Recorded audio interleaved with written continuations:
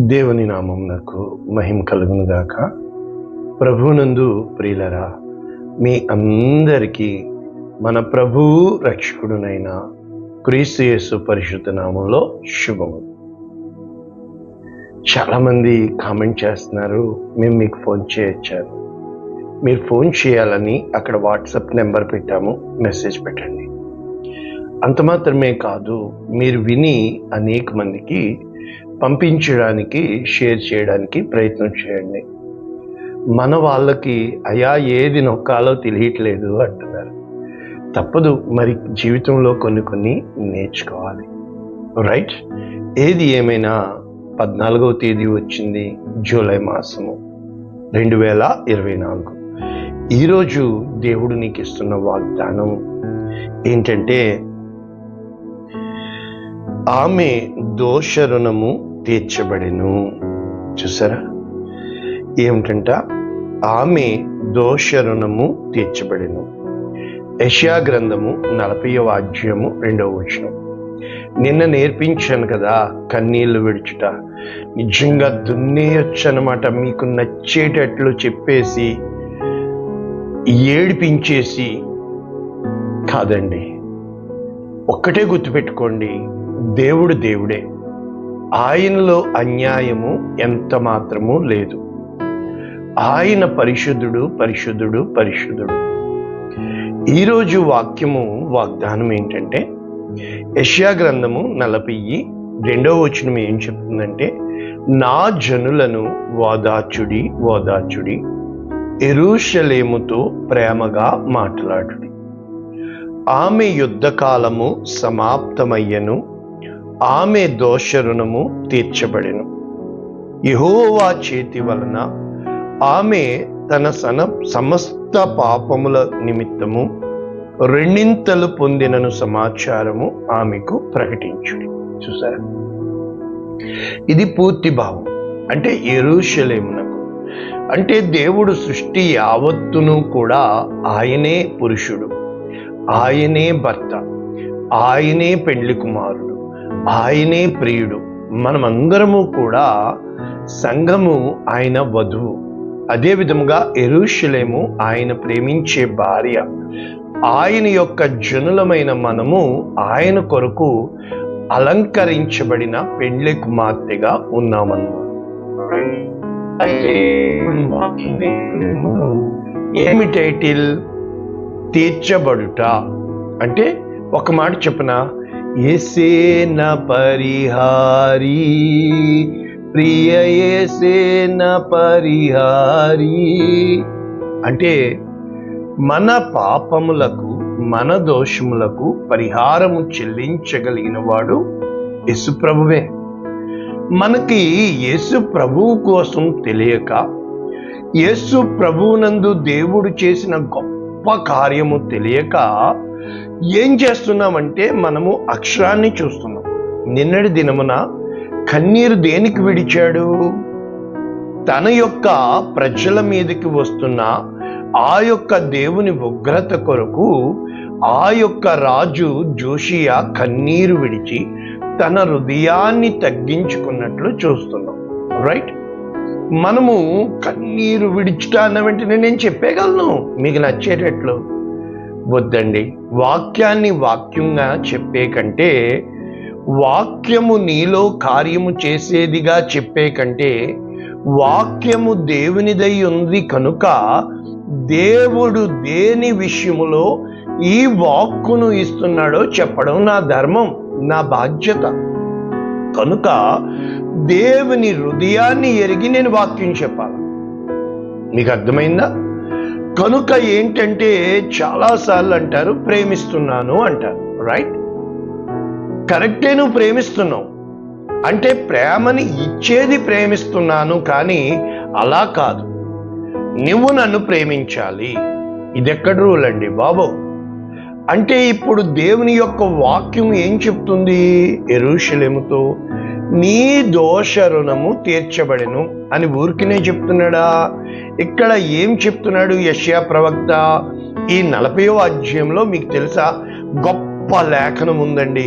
3వ వచనంలో ఉంటుంది, ఆలకించుడి, అడవిలో ఒకడు ప్రకటించుచున్నాడు, ఎట్లనగా అరణ్యములో యెహోవాకు మార్గము సిద్ధపరచుడి.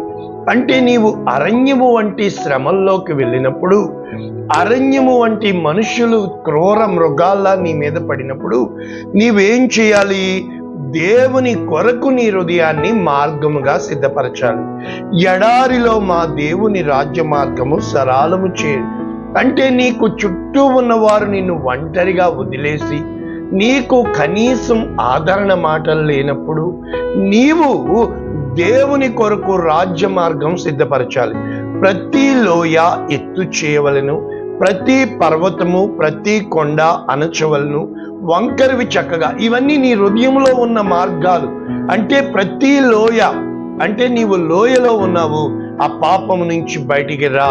రెండవది, నీలో గర్వం ఉంది, ఆ కొండలు పర్వతములు అణచాలి. వంకర మార్గాలకి వెంచుకున్నావు, అవి చక్కగా ఉండాలి, కరుకైనవి సమముగా ఉండాలి. ఇవన్నీ ఎవరి అనుకుంటున్నారు? యెహోవా మహిమ బయలుపరచబడును, ఒకడు తప్పకుండా సర్వ శరీరులు చూచెదరు అని ఎవరు చెప్తున్నాడు? ఇది బాప్తిస్మమిచ్చి యోహాను యొక్క చూసారా ప్రవచనం. ఇద్దరు యుగ పురుషులండి. ఒకరు బాప్తిస్మిచ్చి యోహాను ఏలియా ఆత్మతో వస్తే, మోషే ఆత్మతో ఒక ప్రవక్త మీలో పుట్టును యేసుక్రీస్తు వచ్చాడండి. అందుకనే ద మౌంట్ ఆఫ్ ట్రాన్స్ఫిగరేషన్, రూపాంతర కొండ మీదకి అటు మోషే వచ్చాడు, ఇటు ఏలియా వచ్చాడు. మేమిద్దరము సగములో ఆపేశాము. నీవు ఖచ్చితంగా ఈ పాప భారము మోయాలి, రుణ భారము మోయాలి. కనుక ఆయన మోసాడు, మన పాపములకు బదులుగా ఆయన పరిహారం అయ్యాడు. నీవు ఎప్పుడు కూడా the subject, object, everything is God Jesus. That's it. నీవు నేను ఆయన యందు ఉనికి కలిగినాం. యేసు ప్రభు అండి బాబు. ఆయన నీకు భర్త అండి బాబు. ఆయన నీకు యజమానుడండి బాబు.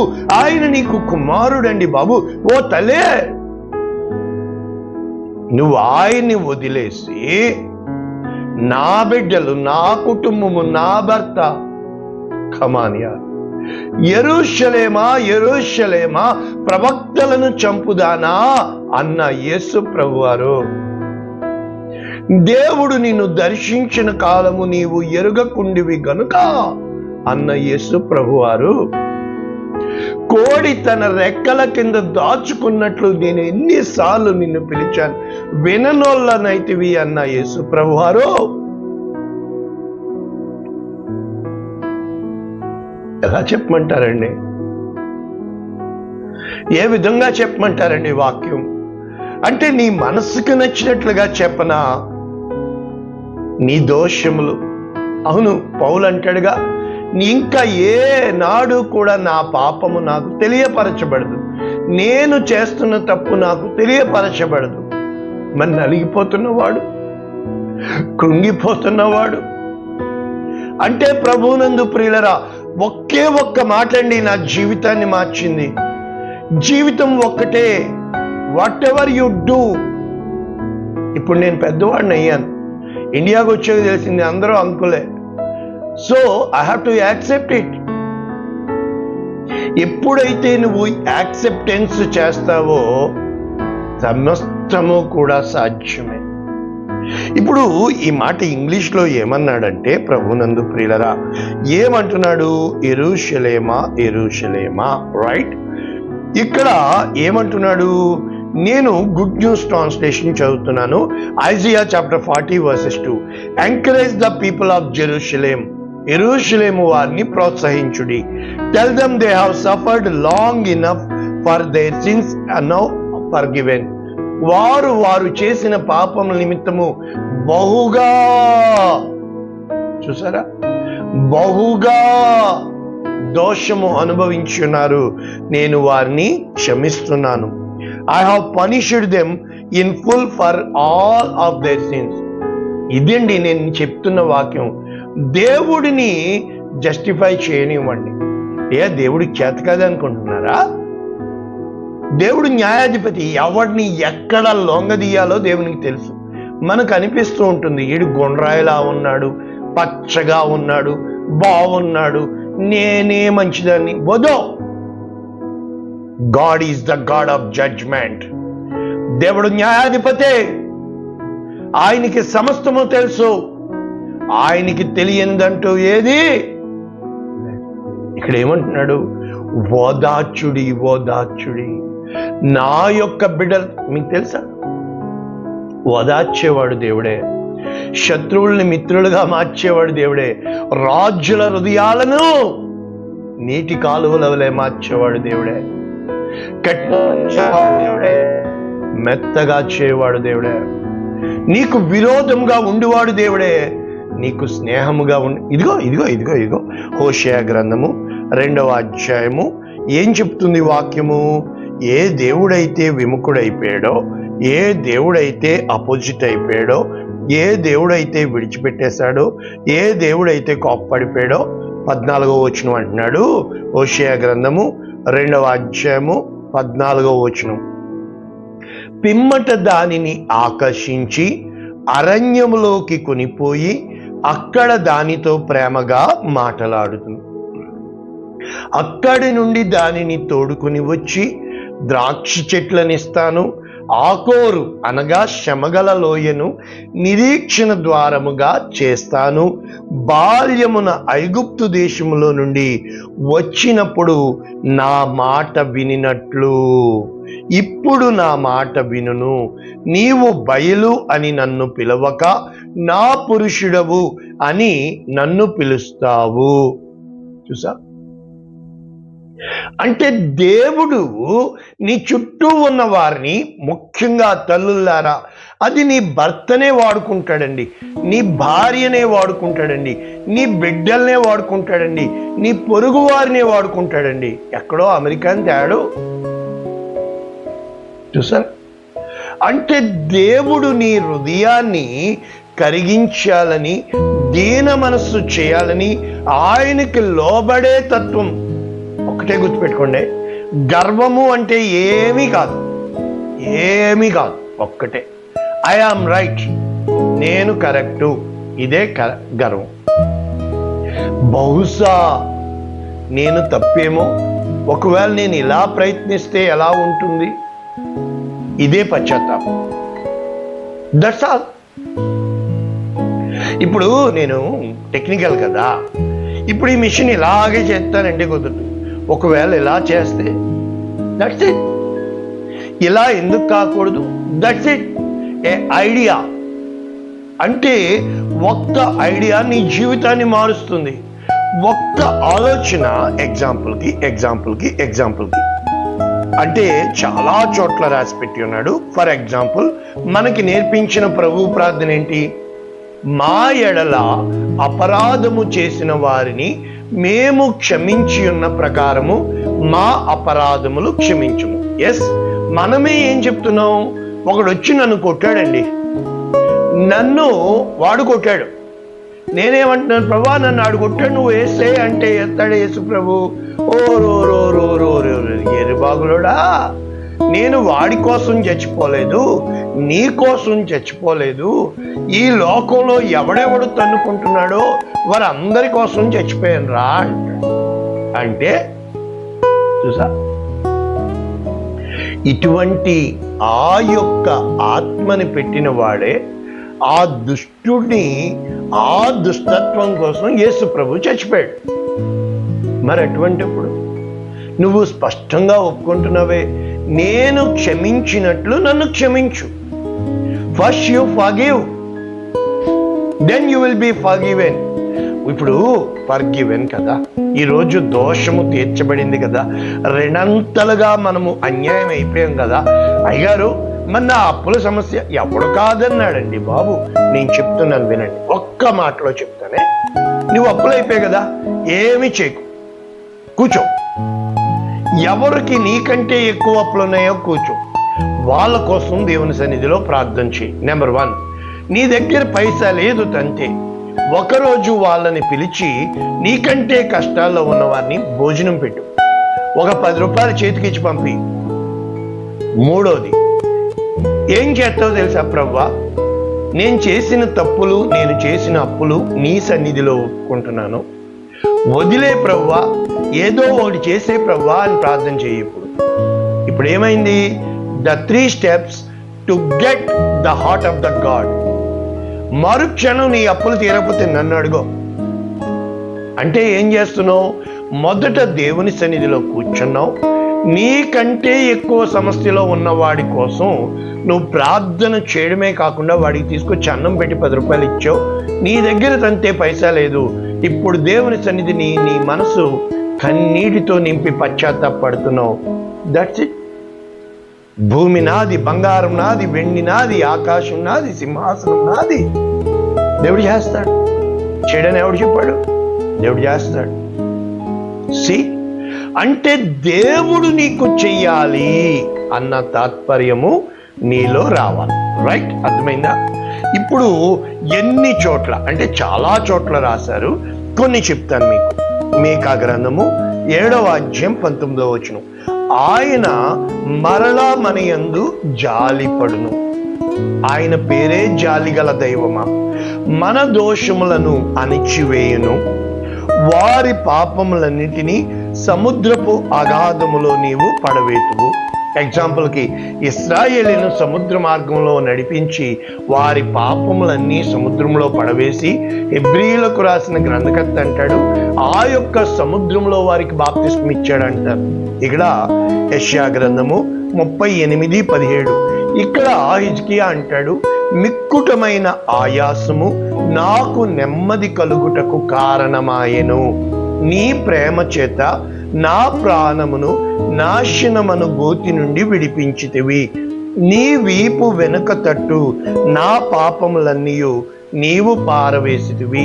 1 తక్కువ 40 కొరడా దెబ్బలు ఆయన వీపు. ఆలోచించండి, ఆయన నీ కోసం నా కోసం దున్నబడ్డాడు, మన పాపముల నిమిత్తం ఆయన నలుగొట్టబడ్డాడు. అంటే you have to address lord Jesus all the time. చూసా? తర్వాత యెషయా గ్రంథం 1వ అధ్యాయం 18వ వచనం, యెహోవా ఈ మాట సెలవిచ్చుచున్నాడు, రండి మన వివాదము తీర్చుకుందాము, మీ పాపములు రక్తము వలె ఎర్రనివైనను అవి హిమము వలె తెల్లనివగును, కెంపు వలె ఎర్రనివైనను గొర్రెబొచ్చు వలె తెల్లనివగును. మీరు సమ్మతించి నా మాట వినిన ఎడల భూమి యొక్క మంచి పదార్థములు, అంటే ఇప్పుడు నీకు వచ్చే ప్రతి కష్టము, నీవు వెళుతున్న ప్రతి మార్గము, గాడ్ దేవుడు. నన్ను తిట్టే వాళ్ళు వస్తారు కదా, జాగ్రత్తగా వినండి. దేవుడా ఇంకా తిట్టిస్తావా? దేవుడా, యూ మస్ట్ బి డిఫరెంట్ యార్, యూ షుడ్ బి డిఫరెంట్. నన్ను చూడండి, పెద్ద ధనం లేదు, నేను గొప్ప అంటే I'm not a rich man. రెండవది, నాకు గొప్ప బలం లేదు, ఐఎమ్ నాట్ ఏ మహాబాహుబలి కాదు. నెంబర్ 3, ఐఎమ్ నాట్ ఏ అందగాడు, బ్యూటిఫుల్ కాదు, హ్యాండ్సమ్ కాదు. కమాన్ యార్, ఇవన్నీ లోకానికి కావాలి. బట్ నా హృదయం ఉంది చూసావు, అది గొప్ప ధననిది. నా హృదయం ఉంది చూసావు, అది ఎంతో అందమైనది. మరి నా హృదయం ఉంది చూసావు, అది చాలా బలమైనది. ఆ రోజు నేల మీద పడిపోయినప్పుడు, ఆ రోజే కాదు, నాకు దేవుడు ఎప్పుడో దొరికాడు. నీకు దొరికాడా దేవుడు? నీ కన్నీటిలో దేవుడు దొరికాడా? నీ శ్రమలలో దేవుడు దొరికాడా? ఒకటే గుర్తుపెట్టుకో, దేవుణ్ణి వెతుకు. అన్యాయం అయిపోతావా? Let it go yeah, let it go. ఎవరు నీ కోసం ఎవరు ఆగరు, నీ కోసం ఎవడు ఏడవడు, నీ కోసం ఎవడు ఏడుస్తూ బతుకుడు. ఒకటే గుర్తుపెట్టుకో, ఉన్నావా అంతే. ఏ రోజునైతే దేవుడు ఉన్నవాడు అనువాడు అనుకుంటావో నీ జీవితం విలువైందిగా ఉంటుంది, నీ జీవితం నాకులా ఉంటుంది. దేవుణ్ణి పట్టుకో. దేవుడు నీలాంటి వాడు ఒక్కడి కొరకు ఎదురు చూస్తున్నాడు. ఇక్కడ యెషయా గ్రంథం 44:22 చాలా సింపుల్. మంచు విడిపోవునట్లుగా నేను నీ అతిక్రమములను, మబ్బు తొలగునట్లుగా నీ పాపములను తుడిచివేసి ఉన్నాను. నేను నిన్ను విమోచించి ఉన్నాను, నా యుద్ధకు మల్లుకొని. మబ్బులా వెళ్ళిపోతారండి నిన్ను బాధ పెట్టిన వాళ్ళు. ఇదిగో యెషయా గ్రంథము 43:25. నేనే, I am that I am. చూసారా? ఎగో ఎమీ. చూసారా? యహ్వే, నా చిత్తానుసారముగా నీ అతిక్రమములను తుడిచివేయుచున్నాను, నేను నీ పాపములను జ్ఞాపకము చేసుకొనను. చూసారా? కనుక ఒక్కసారి ఇప్పుడు కొంచెం వాక్యం నేర్పించున్నా. ఇన్ని వచనాలు దేవుడు చెప్తున్నాడే, నీ కోసం చెప్తున్నాడే. ఎవరండి చెప్పారు? నేను మంచిదాన్ని, నేను నీతిమంతుణ్ణి. ఇదిగో నన్ను చూడండి ధైర్యంగా. నాకు సంఘానికి వచ్చి ఏం పెడతారు? అయ్యా నిన్ను చూస్తుంటే అలాగ ఉండిపోవాలమ్మా. వాళ్ళు నీ మెత్తటి మాటలకి, నీ ప్రేమకి, నీ ఆదరణకి. ఏంటయ్యా నిన్ను చూసి ఎన్నాళ్ళయిందయ్యా, ఇది చూస్తే వాళ్ళ సొంతం చూసినట్టు అనిపించాలా? నీలో ఆ దేవుని మహిమ కనబడాలా? నీలో ఆ మాటల్లో ఉండే ప్రేమ కంటే ఆ వాతావరణం తెలీదా? Can't you fool the people? Come on yeah, you have surrounded. ఇప్పుడు బెల్లం ఉందండి, చీమలు, ఈగలు, నానా చెత్త చెదారం బెల్లం దగ్గరికి ఎందుకు వస్తాయి? వాళ్ళకి కావలసినవి ఏదో బెల్లంలో ఉన్నాయి. వెలుగు దగ్గరికి ఎందుకు పురుగులన్నీ వచ్చి చేరుతాయి? వాటికి కావలసింది ఏదో వెలుగులో ఉంది. మరి నీలో ఏముంది? ఇప్పుడు ఈ వాక్యము ప్రకటన గ్రంథంలో ఎలా ఉందంటే 18వ అధ్యాయము 1వ వచనం. అటు తర్వాత మహా అధికారం గల వేరొక దూత పరలోకము నుండి చూచి తిని వచ్చుట, మహాప్రకాశముతో మహిమతో. అతడు గొప్ప స్వరముతో మహాబబులోను కూలిపోయాను. చూసారా? అది దెయ్యములకు నివాస స్థలము, ప్రతి అపవిత్రాత్మకు ఉనికి పట్టు, అపవిత్రము అసహ్యము అయిన. చూసారా? మహాబబులోను సమస్తమైన జనములు మహోద్రేకముతో కూడిన దాని వ్యభిచార మద్యమును తాగి పడిపోయిరి అని చెబుతూ సుఖభోగములు ధనవంతులు. అయితే ఇంకొక స్వరం ఏమని చెప్తున్నాడు? మీరు దాని పాపములో పారివారు కాకుండానట్లు, దాని తెగులలో ఏదియూ మీకు ప్రాప్తించకుండానట్లు. ఏమంటున్నాడు? దాని పాపములు ఆకాశమునంటుచున్నవి, దాని నేరములను దేవుడు జ్ఞాపకం చేసుకుని ఉన్నాడు. అది ఇచ్చిన ప్రకారము దానికి ఇయ్యుడి. ఇదిగోనండి, నీవు ఏ కొలతతో కొలుస్తావో అదే కొలతతో కొలవబడును. నీవు మన్ను కనుక నీవు మన్నైపోతావు.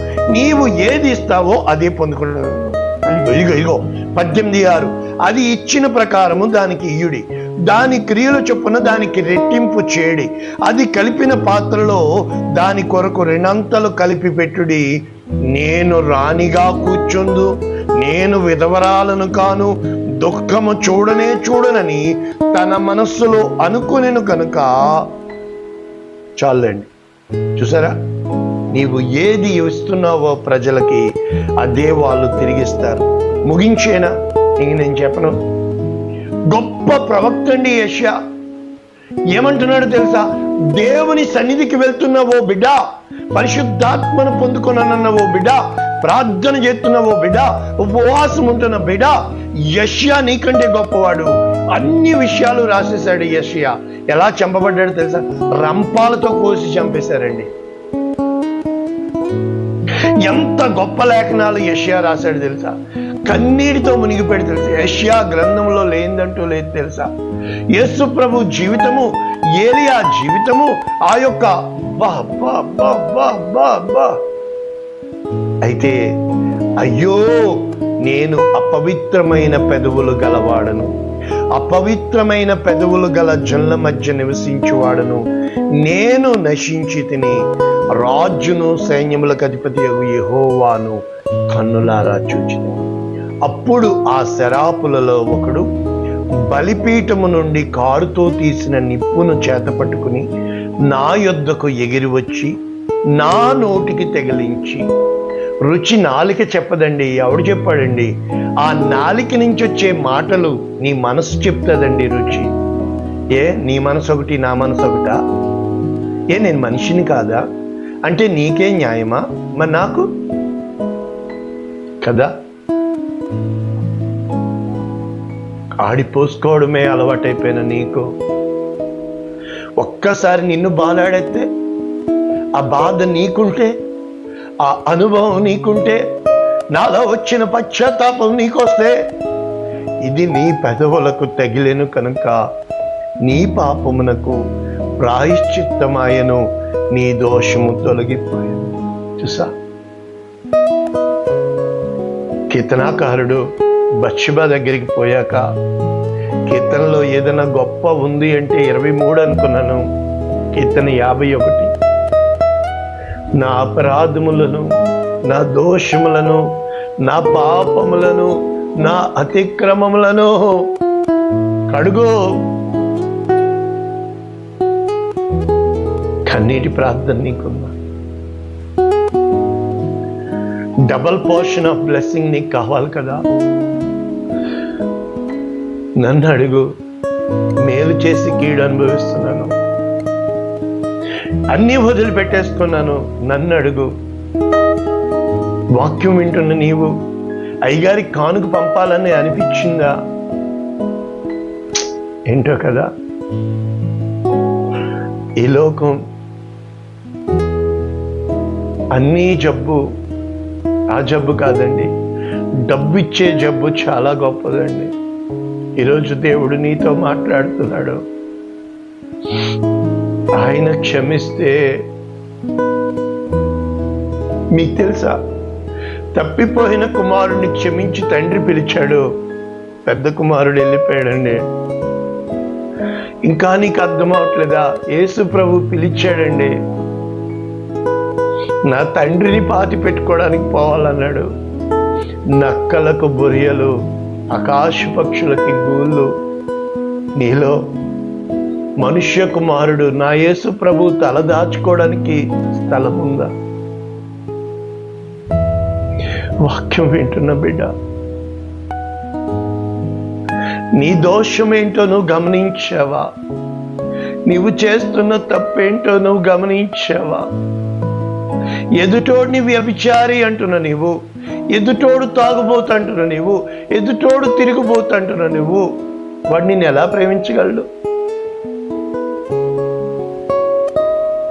Give, you will be given.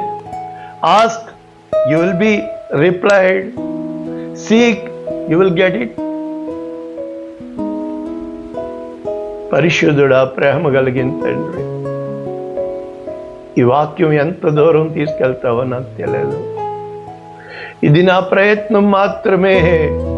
నేను చెప్తుంది నీ కోసం, నేను ప్రకటిస్తుంది జీవవాక్యం. నా జీవితంలో ఏదైతే ఉంచావో, ఏదైతే విశ్వాసం ఉంచావో, వట్టి చేతులతో నన్ను పోషించువాడో గొప్పడా. ఆకాశము నుండి మన్నాను కురిపిస్తాడో, భూమి నుండే సారాన్ని ఇస్తాడో, నీటిని ద్రాక్షారసంగా మారుస్తాడా. నన్ను పోషించవలసిన బాధ్యత నీదే, అద్దె కట్టవలసిన బాధ్యత నీదే. ఈ మనుషులో డబ్బుని బట్టే, ఈ మనుషులో వాళ్ళకి లోబడాలని నేను లోబడినాయా. ఈ వాక్యం వింటున్న వారు నీ సన్నిధిని వారి హృదయము కుమ్మరించులాగున, నీ సన్నిధిలో వారి హృదయాలు నీటి కాలువల వలె పశ్చాత్తాపంతో నింపబడులాగున మాట్లాడండి, మాట్లాడండి, మాట్లాడండి. వీళ్ళతో వీళ్ళ జీవితాలు చక్కబెట్టమని. ఆదరణగా మాట్లాడేవాడువు నీవని, ఆదరించేవాడువు నీవని, ఆదరి చేర్చేవాడువు నీవని యేసు నామమున దీవించి మీ నమ్మకమైన చేతులకి మీరందరినీ సమర్పిస్తున్నాం తండ్రి. ఆమేన్. షేర్ చేయండి, లైక్ కొట్టండి, అనేక మందికి పంపించండి.